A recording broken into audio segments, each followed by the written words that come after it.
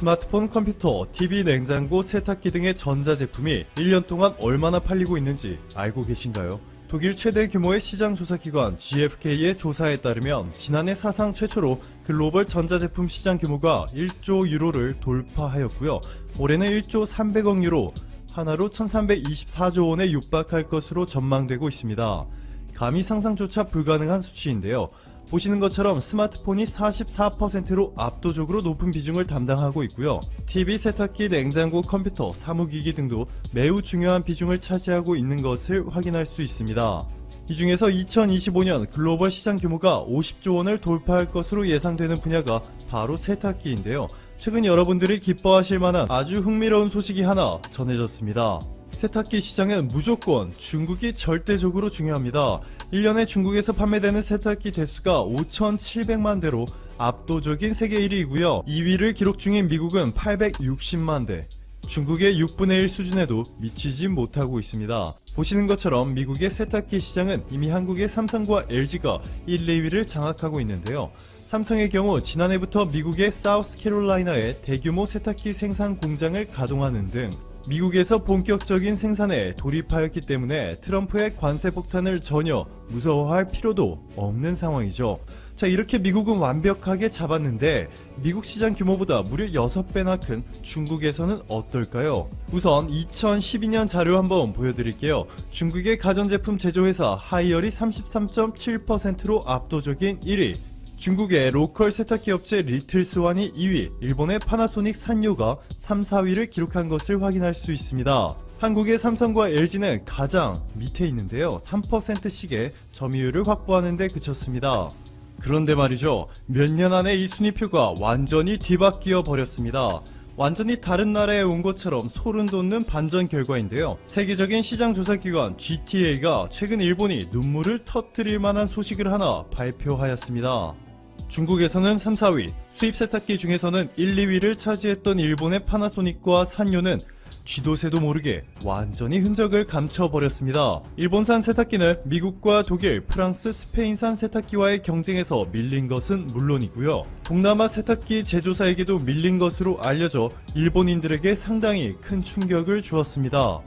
10년, 20년도 아니고 단 6년 만에 일본 세탁기가 중국에서 완전히 쫓겨난 것이죠. 반면 한국 세탁기는 같은 기간 동안 중국 내 세탁기 수입국 1위로 도약하는 경이로운 수준의 성장을 보여주었는데요. 중국이 수입하는 세탁기 중에서 절반 이상이 한국산 세탁기로 삼성전자와 LG의 제품들이 대활약 중에 있습니다. 일본산 세탁기는 미국에서도 한국산 세탁기에 완전히 밀리며 이제는 시장에서 완전히 아웃될 수도 있는 위기에까지 놓였는데요. 일본이 그동안 엔화를 공장에서 신문 찍어내듯 마구 찍어내 엔화의 가치를 낮췄기 때문에 상대적으로 저렴한 가격에 판매할 수 있었던 점을 고려한다면 미국인과 중국인 소비자들은 한국 제품이 더 비싸도 여전히 일본산이 아닌 한국산 세탁기를 택했다는 것으로 퀄리티 차이가 심각하게 난다는 뜻이죠. 여기에 최근 수년간 막대한 규모를 투자해 생산 라인을 늘려온 한국 기업들의 이제는 가격 경쟁력에서마저도 밀리게 된 일본 세탁기들이 세계 시장에서 퇴출당하고 있는 것은 어쩌면 당연한 결과라 보여집니다. 미국의 대표적인 소비자 전문 매체 컨슈머 리포트는 수년째 LG전자의 세탁기를 세계 1위로 선정하였는데요. 새 제품이 5년 이내 고장날 가능성이 낮은지 여부의 신뢰도 평가에서 완벽하다는 평가를 주었습니다. 하지만 세탁기 하나 한국이 잘 만들어 일본 제품을 공지로 몰아넣었다고 해서 일본 큰일 났다, 일본 어떡하냐, 미래가 없다, 암울하다, 회생 불가능한 수준으로 무너졌다 라고 표현하는 것은 과장이 맞습니다. 하지만 세탁기를 포함한 스마트폰, TV, 컴퓨터 등 모든 전자제품 분야에서 한국 기업들에게 경쟁에 밀려 시장에서 완전히 퇴출될 위기에 놓였다면 이야기가 완전히 달라집니다. 앞선 표현들이 절대 과장이 아니게 되는 것이죠. 우선 보시는 것처럼 올해 1300조 원을 가뿐히 넘을 것으로 예상되고 있는 전 세계 전자제품 시장에서 44%로 거의 절반 가까이를 담당하고 있는 스마트폰 상황을 한번 봐볼게요. 삼성이 22%로 세계 1위, 중국의 화웨이가 16%로 2위, 애플이 3위, 그리고 중국의 샤오미, 오포, 비보가 그 뒤를 잇고 있습니다. 일본은 여기 기타에 포함되어 있는데요. 기타 중에서도 매우 작은 비중이기 때문에 일본 스마트폰 제조사들이 신제품을 발표해도 우리는 소식조차 접하기가 어렵습니다. 글로벌 시장에서는 일본산 스마트폰은 구경조차 하기 힘들 정도이고, 그나마 일본 내에서는 이렇게 상당히 불공정해 보이는 보조금 차별 전략으로 한국의 삼성을 견제해 왔기 때문에 지금 보시는 것처럼 이런 말도 안 되는 스마트폰 순위가 일본에서 집계되었습니다. 애플이 1위, 샤프가 2위, 소니가 3위, 교세라가 5위. 아마 여러분들도 저와 같은 마음일 것이라 생각이 됩니다. 아, 일본이 아직도 스마트폰을 만들고 있었구나. 이건 뭐 다른 행성에 와 있는 듯한 느낌을 주네요. 자, 그런데 일본이 지난달부터 한국의 단통법을 벤치마킹한 일본 단통법을 시행하기 시작하였습니다. 이제는 보조금이 최대 2만엔으로 제한된다는 것이죠. 이런 식으로 일본 스마트폰들이 핸디캡을 부여받지 못하게 되었고, 이미 일본 소니의 스마트폰 사업이 심각한 위기에 놓이게 되었습니다. 2014년 분기에 최대 1190만 대의 판매를 기록했던 소니가 올해 2분기에는 100만 대도 팔지 못하였습니다. 5년 만에 10분의 1 토막이 났죠. 삼성과 중국 스마트폰 회사들의 완패를 당한 것인데요. 일본의 마이니치 신문의 보도에 따르면 소니는 인도 스마트폰 사업을 완전히 중단하기로 결정하였고, 한국에서마저 철수할 가능성이 높게 점쳐지고 있습니다. 더욱 충격적인 점은 최근에 소니가 유럽에서마저 스마트폰 사업을 접을 수 있는 움직임이 포착되고 있다는 것이죠. 유럽의 테크 전문 매체인 HD 블로그의 보도에 의하면 소니는 2020년 3월 말까지 회사의 비용을 절반으로 줄이겠다는 목표를 세웠고, 이를 위해 모바일 사업 부문을 축소할 계획인 것으로 전해졌습니다. 게다가 이미 스웨덴에 있는 소니 직원들 중 200명이 회사를 떠났고 60명이 추가로 떠날 예정이라 알려졌습니다. 여기에 소니의 매니저인 스테판 안드레소는 소니가 앞으로 2년 동안 260개의 서비스를 단계적으로 폐지할 것 이라 전에 충격을 주었습니다. 한국의 기적같은 스마트폰 산업 성장 스토리는 TV 시장에서도 복사해서 붙여넣은 듯 비슷합니다. 보시는 것처럼 2004년도에는 일본의 전세계 TV 점유율이 50%가 넘었습니다. 당시 한국이 2위였지만 점유율은 20%대로 일본의 절반에도 못 미쳤던 시대였죠. 전세계 인구 절반 이상이 소니, 파나소닉 등의 일본 TV를 집에 들여놓았던 때입니다. 그런데 한국이 일본의 점유율을 완전히 흡입해 버리기 시작하였고, 지금 보시는 것처럼 한국이 1위, 중국이 2위, 일본은 10%대로 내려앉았습니다. 일본이 그나마 아직까지도 주도권을 쥐고 있는 전자제품이라고 해봐야 카메라밖에 없죠. 일본의 캐논, 니콘, 소니, 올림푸스, 후지가 여전히 전세계 카메라의 90%를 차지하고 있습니다. 자, 그런데 이렇게 일본이 카메라 시장을 독점하고 있는 이유가 삼성이나 LG 등의 한국 기업들의 기술력이 부족해서일까요? 절대 그렇지 않습니다. 만약 카메라 시장의 투자 가치가 높았다면, 즉 앞으로도 수십 년 동안 글로벌 카메라 판매량이 폭발적으로 늘어날 것이라 예상되었다면 삼성과 LG가 일본 카메라 회사들을 이미 추월해 버렸을 겁니다. 그런데 여기 카메라 산업이 전 세계적으로 얼마나 빠르게 축소되고 있는지 보이시죠? 2010년 1년 동안 1억 2100만 대의 카메라가 팔렸는데요. 지난해에는 1900만 대로 완전히 쪼그라들었습니다. 휴대가 편리한 스마트폰에 장착된 카메라의 퀄리티가 빛의 속도로 좋아지고 있다 보니 소비자들이 굳이 카메라를 구매하지 않게 되고 있는 것이죠. 이런 사양 산업에 한국의 삼성과 LG가 투자를 하지 않은 것은 오히려 정말 다행인 것이라 볼 수 있겠습니다. 이미 1300조 원을 돌파한 글로벌 전자제품 시장에서 지난 10수년 동안 한국이 일본의 점유율을 완전히 흡수해버렸고, 상당수의 일본 기업들은 이제 조만간 세계 시장에서 완전히 퇴출당할 위기에까지 놓여 있습니다. 유럽의 대표적인 소비자 매거진인 영국의 위치, 독일의 ETM, 프랑스의 레뉴메리크는 최근 수년간 삼성의 제품들을 최고라 평가하였고, 미국의 IT 전문 매체인 톰슨 가이드는 최근 공개된 LG의 시그니처 올레드 8K를 보고 지구상에 존재하는 최고의 TV라 극찬하였고, 프랑스의 레뉴메리크도 현존 최고의 TV라며 만점을 부여하였습니다. 반면에 최근 독일 베를린에서 열렸던 국제 가전 박람회 2019 IFA에서 일본 회사들은 다른 전자제품들은 공개하지도 못했고 TV 몇 대만 전시하는 초라함을 보여주었습니다. 머니투데이의 보도에 따르면 이날 업계의 관계자는 일본 가전은 혁신 기술과 가격 경쟁력 모두 한국의 상대가 되지 않는다고 전했습니다. 15년 전만 하더라도 전자왕국이라 불리며 전세계 전자제품 절반 이상을 담당했던 일본이 지금은 한국의 왕의 자리를 내준 것도 모자라 몇 년 후면 역사 속으로 사라져버릴 수도 있을 것이라 판단하는 것도 결코 무리가 아닌 것 같습니다. 13일 미 육군사관학교 졸업식 축사에서 많은 사람들이 들어보지 못한 먼 나라의 오래된 분쟁을 해결하는 것은 미군의 책무가 아니다. 우리는 세계의 경찰이 아니다라고 발언해 또 한국에 파장을 일으키고 있습니다. 적절한 방위비 분담이 없을 경우 방위 공약을 이행할 필요가 없다는 기존의 주장을 재확인한 것이고, 전 독일 주재 미국 대사로부터 시리아, 아프가니스탄, 이라크, 한국, 일본, 독일 등이 언급되며 미군을 감축할 수 있다는 발언이 나오는 등 여러모로 한국에게는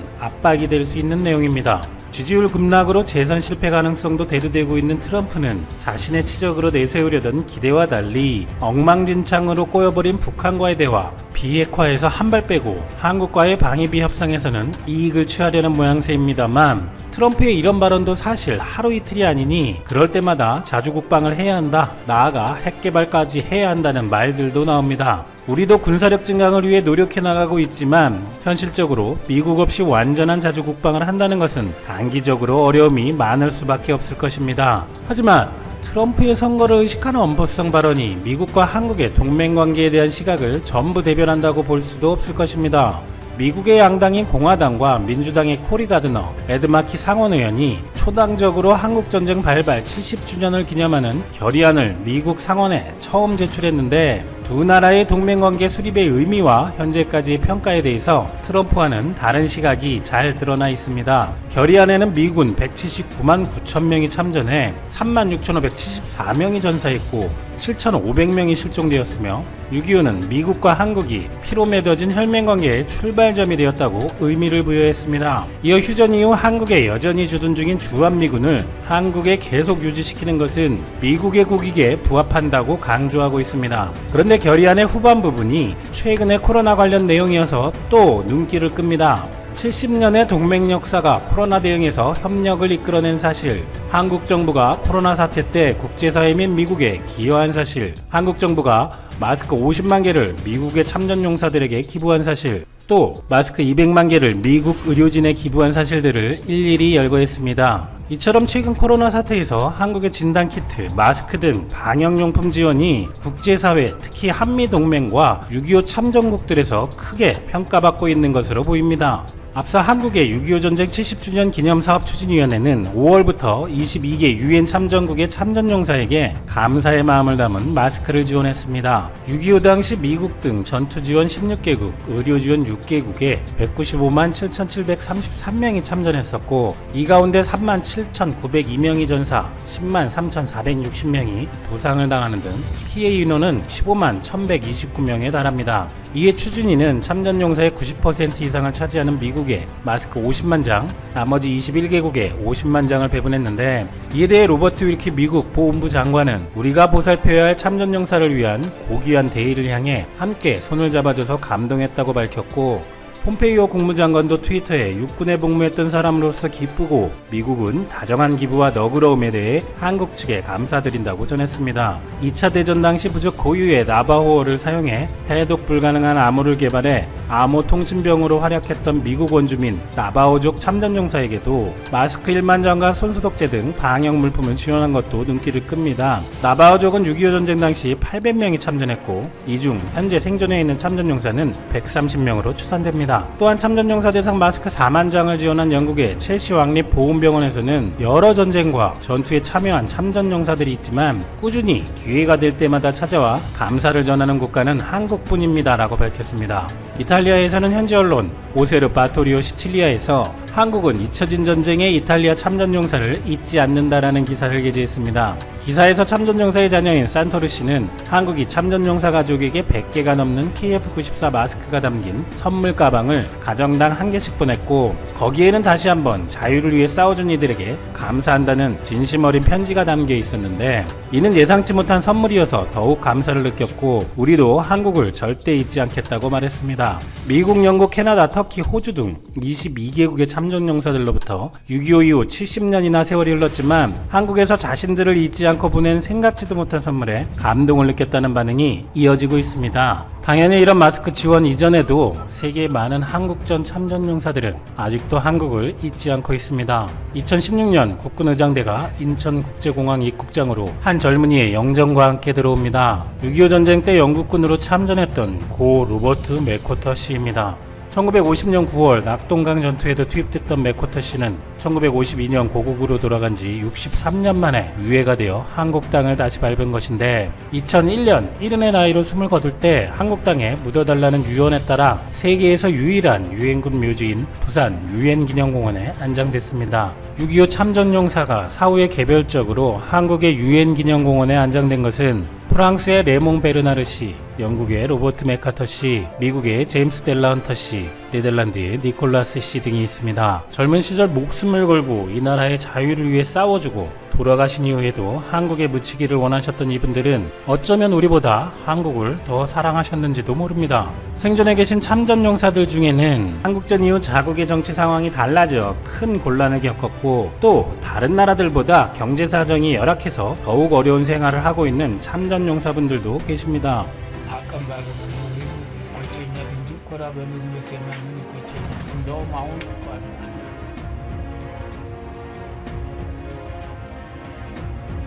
자국도 이탈리아의 식민 지배를 겪었지만 아무도 도와주지 않았던 뼈아픈 기억이 있었기 때문에 부당하게 자유를 빼앗기는 나라는 도와줘야 한다며 파병을 결정한 셀라시의 황제와 253번의 전투 동안 단 한 번도 패배하지 않았고 파병 기간 동안 121명이 전사하고 536명이 부상당했으나 포로는 한 명도 없던 것으로 그 용맹함을 알 수 있는 강류 부대로 유명한 에티오피아입니다. 그들에게 한국 전쟁은 아픔이기도 하였지만 책임감과 자랑스러움이었습니다. 당시 세계에서 제일 가난한 나라 2위였던 대한민국은 그들 덕분에 한국 전쟁이 끝나고 기적적으로 발전하였고 그들의 희생을 잊지 않고 특히 경제적으로 매우 어려운 상황인 에티오피아에 한국의 정부와 많은 기업, 민간단체들에서 감사를 표하고 있습니다. 한국과 에티오피아의 이런 진심 어린 관계는 외교로도 이어집니다. 12일 광경화 외교부 장관은 에티오피아 외교장관과의 전화통화에서 우리는 6.25 전쟁 참전국인 에티오피아와의 관계를 중요하게 생각해 아프리카 국가 중 가장 먼저 우리 정부의 인도적 지원 물품을 제공했으며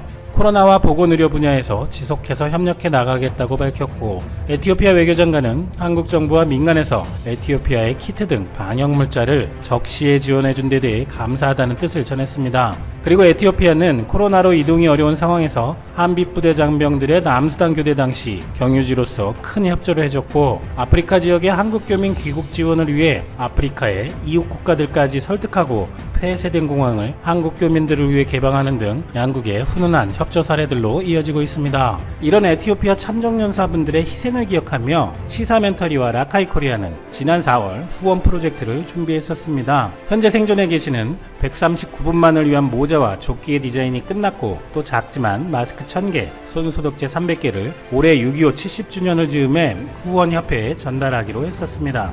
에티오피아는 밤낮의 기온차가 매우 심한 것을 감안해 조끼를 선택하고 대한민국의 자유를 위해 목숨을 내어준 에티오피아 제국의 군인들에게 라고 감사를 표했고 후원만을 위해 디자인된 이 모자에는 에티오피아와 한국의 국기 6.25 70주년을 알리는 자수